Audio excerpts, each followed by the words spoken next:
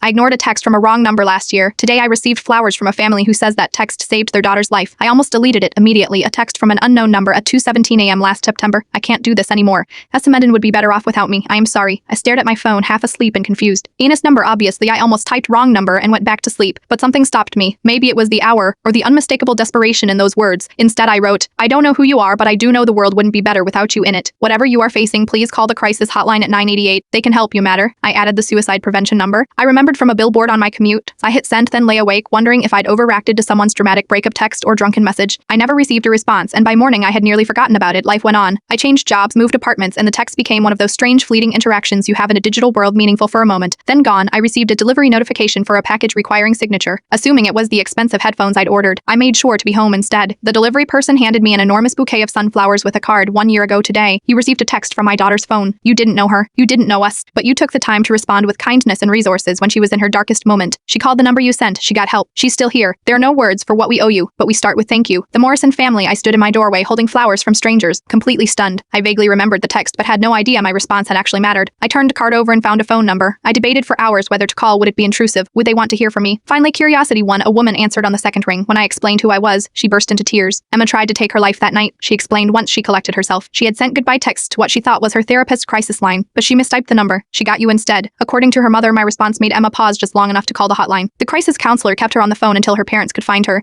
She spent 2 weeks in inpatient treatment, started new medication, and has been in intensive therapy since. She's a freshman in college now, her mother told me, voice brimming with a mixture of pride and lingering fear. She's studying psychology. She wants to work on a crisis line someday. I asked if Emma knew they had contacted me. It was her idea, she said. She's been tracking the date. She wanted you to know that you saved her life with just a few words from a stranger. She said it reminded her that if kindness could come from someone who didn't even know her, maybe the world wasn't as dark as she thought. We talked for nearly an hour. She asked about my life, my job, my day, ordinary questions that felt extraordinary under the circumstances. Before we hung up, she asked if I would be willing to receive an email from Emma directly when she felt ready to write it. I said yes, of course. This morning I woke up thinking about all the texts I've ignored, the calls I've let go to voicemail, the moments I've been too busy or too tired to engage. I thought about how close I came to typing wrong number and going back to sleep. I don't share this story to paint myself as some kind of hero. I am not. I was just a half-asleep person who took 30 seconds to respond to a text with basic human decency. The bar couldn't be lower, but I keep thinking about how thin the line is between life and death sometimes. How a mistyped phone number and a sleepy response from a stranger altered the course of someone's life. How we touch each other's stories in ways we may never know. The sunflowers sit on my kitchen table now bright yellow against the morning light, a reminder that our smallest actions can cast the longest shadows, or in this case, the brightest light.